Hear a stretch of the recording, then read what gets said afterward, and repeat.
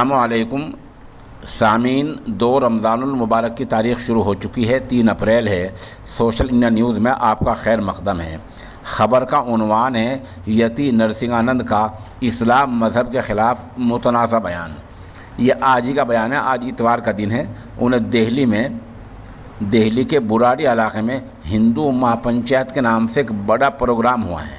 وہاں نرسنگھانند نے بہت صاف لفظوں میں کہا کہ 2029، 2034 اور 2039 میں کوئی مسلمان پی ایم یعنی وزیر اعظم بن سکتا ہے۔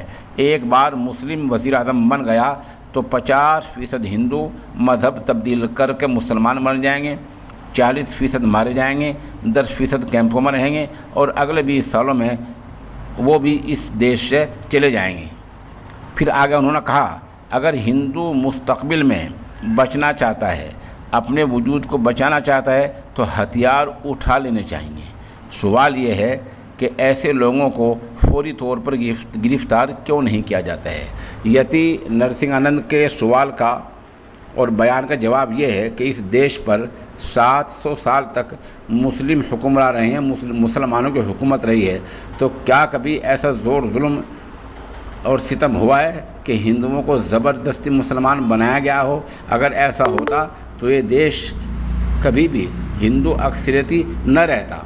ہندو اکثریتی رہنے کی وجہ یہی ہے کہ اس دور میں سب کو بخشا گیا ہے، سب کے نفع کے لیے کام کیا گیا ہے اور کسی کو بھی مذہب تبدیل کرنے کے لیے مجبور نہیں کیا گیا ہے۔